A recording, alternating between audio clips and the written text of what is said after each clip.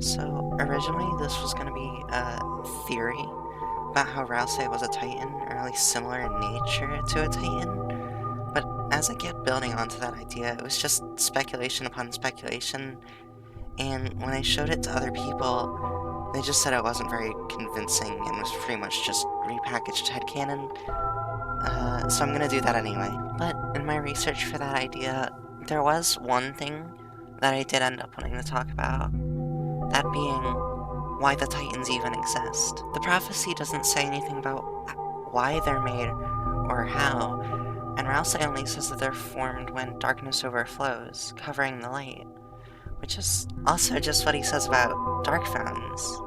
There are so many lingering questions about the Titans, and I'm not really sure what to think about them. Titan spawn especially are really weird, so before I go insane, let's just go over all the information that we know about the Titans as of Chapter 4. Number 1. Titans are born from overwhelming amounts of darkness. This is shown with the night in Chapter 4 when they open another fountain in the church, presumably increasing the total amount of darkness. In Chapter 2, Ralsei says, "When light is subsumed by shadow, and when the fountains fill the sky, all will fall into chaos. The Titans will take form from the fountains."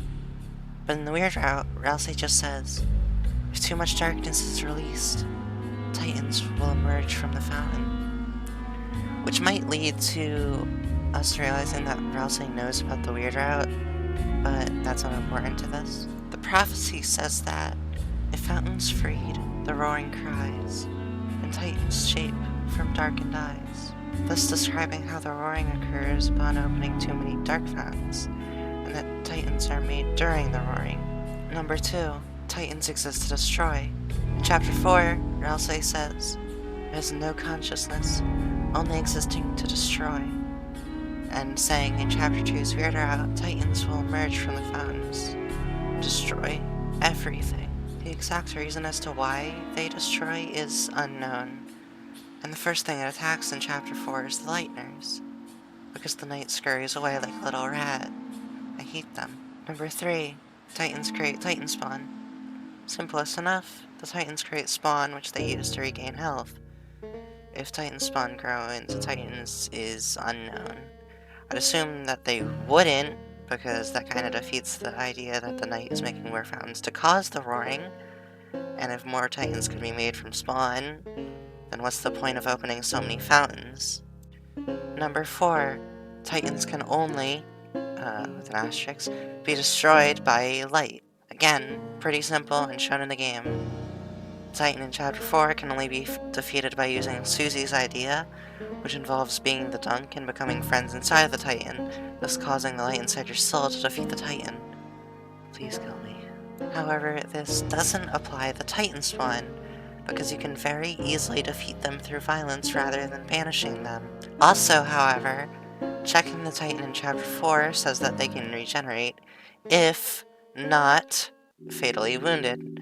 Many have attributed this to being in reference to Noelle's Snowgrave spell in the Weird Route, which makes sense as it deals the most damage out of any attack in the game. So, Titans are thoughtless beings born from excessive darkness and are said to only exist to cause destruction.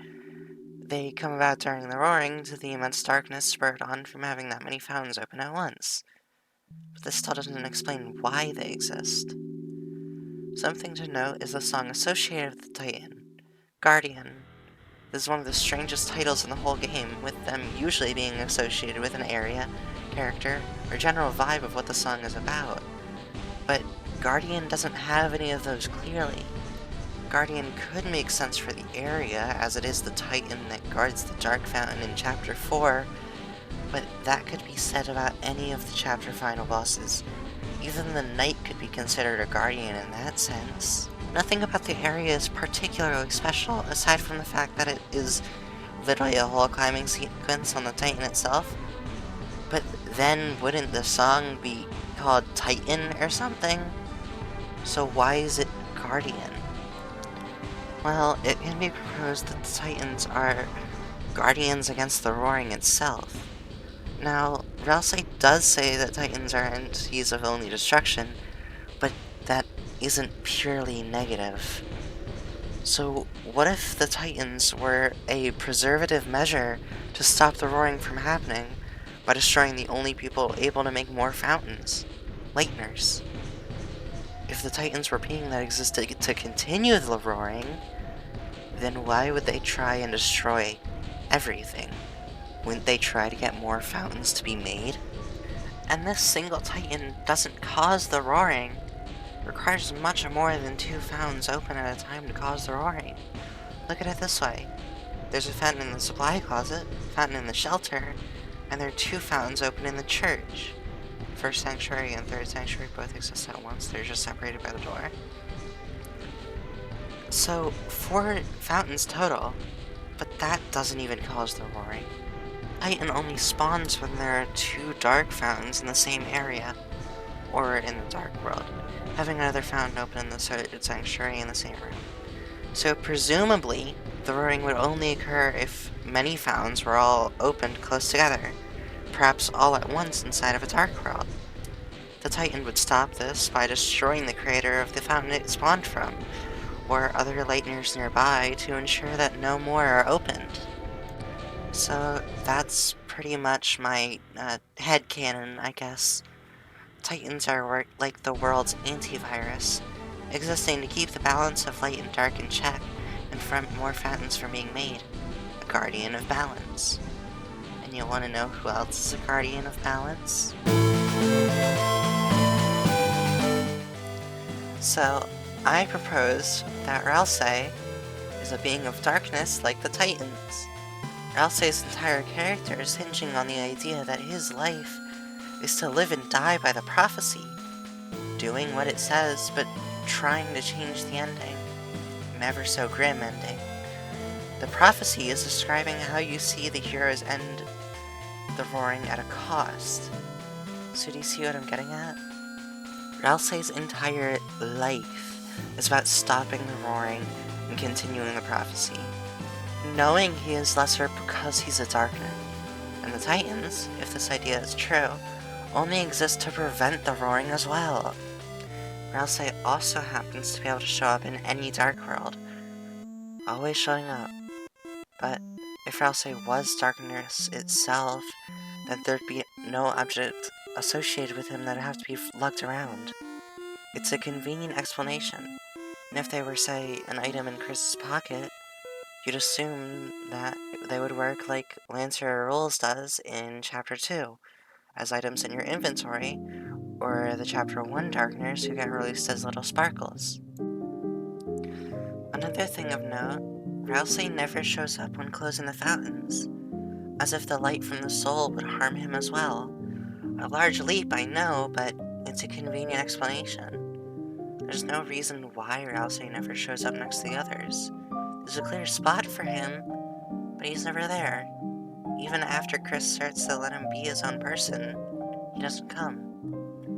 Or maybe this is just set up for once his character arc finishes and he goes with the others to seal the fountain. But that doesn't tie into this theory. So what would Ralsei be then? Well, I say that they're a being of dark, born from the Grand Fountains, said to be only made of pure darkness, the only stable link between both worlds. Maybe since Ralsei was born from this pure darkness, he's able to have a consciousness, desires, and form like a normal living being, unlike the regular Titans. This section is pretty much just headcanon, but I like it so much because it fits Ralsei's character so well. If he's similar to these agents of the prophecy, without mind or desires of their own, then of course he'd be so hard on himself. He knows what he is, and it hurts him. Him being aware of the soul would only add on to this, as he'd know how limited his existence as a Darkner is, and as a being inside the game as well. Else his arc is about him learning to be himself and what that means. Learning to move on from what he was born to do, and doing what he wants. So if he was this being made to preserve the prophecy, that would make so much more sense. That's why he always wants to alter how the prophecy ends. not just completely break it like Susie does. Ralsei's arc is my favorite out of any character in the game because I relate to it so much. And I think that this idea would be so much more interesting than, say, him being some green crayon that Kris lost. But whatever Toby does, I'm sure it'll be amazing. One-on-one Ralsei secret boss, please. Alright, thank you all so much for making it this far into my second ever Deltarune video. I hope to get this out before Chapter 5, but who knows. It would be a huge shame if, say, Chapter 5 were to be entirely about a certain family that Ralsei bears resemblance to. uh, I actually had most of the script done in March with a few minor alterations I just made as I'm, writing this now, but I just never got around to making it a video. I can thank the Chapter 5 trailer for getting me off my butt and actually making me make a video for once. The reception on that video was absolutely amazing and it inspired me to actually finish this, so thank you all so much for that. I still don't know why this guy is saying that I'm Ralsei.